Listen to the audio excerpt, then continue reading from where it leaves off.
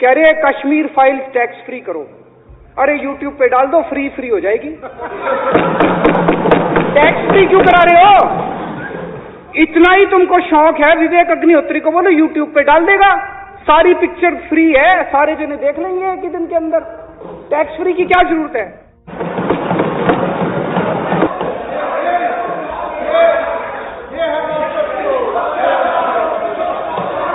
Poster भी नहीं लगवाएंगे झूठी फिल्मों के, पोस्टर भी नहीं लगवाएंगे झूठी फिल्मों के। आज लोग आश्चर्य करते हैं कि यह आदमी व्यवस्था बदलने आया था।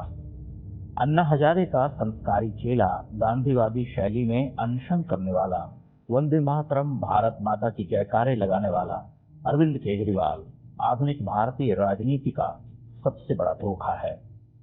एक ऐसा व्यक्ति जिसने अपने वादों, अपनी प्रतिज्ञाओं और कस्मों को हंसते हंसते तोड़ा, निष्ठुरता से उन्हें नकारा, रौंद कर आगे बढ़ गया, सत्ता के लिए जो कुछ संभव हो सकता था वह किया।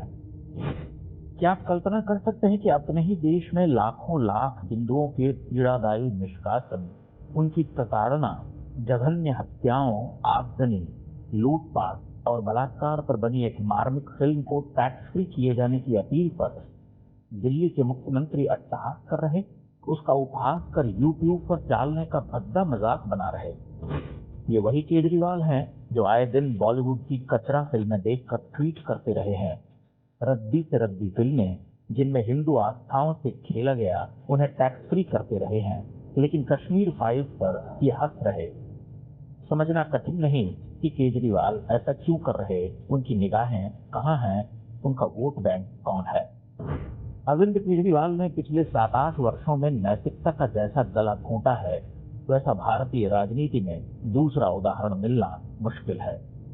राजनीति में न आने की बातें करते हुए अपने बच्चों तक की कसम खाने वाले अरविंद केजरीवाल राजनीति में भी आए और अपने साथ के लगभग सभी ईमानदार लोगों को वर्ष दर वर्ष हटाते चले गए।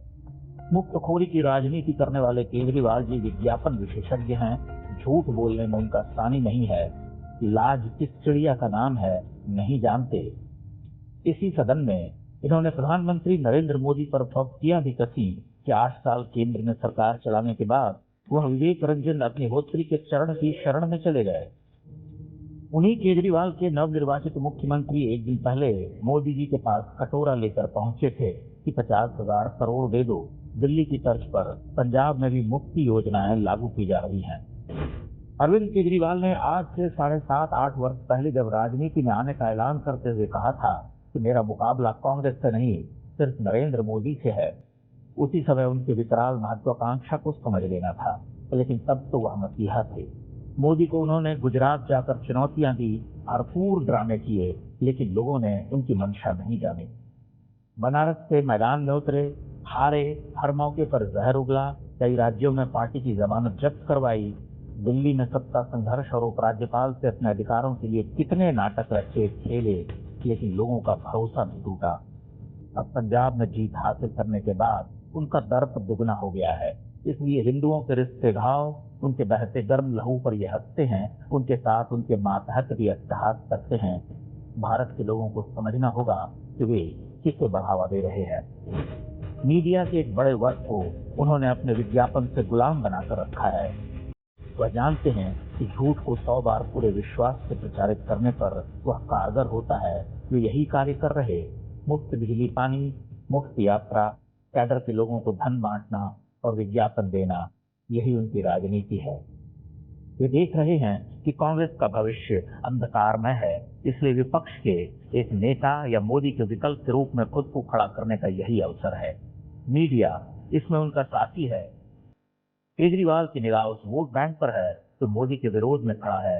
ये वो लोग हैं जो हर राज्य में धर्मांतरण, घुसपैठ और हिंदू विरोधी, देश विरोधी अभियान में संलग्न है। अरविंद केजरीवाल उन्हें साधना चाहते हैं तो साधन के लिए कश्मीर फाइल्स का उपहास आवश्यक है। लोग इस खतरे को अगर देख सकें तो भला हो, अन्यथा दिल्ली और पंजाब के बाद दूसरे राज्यों का नंबर भी आ सकता है।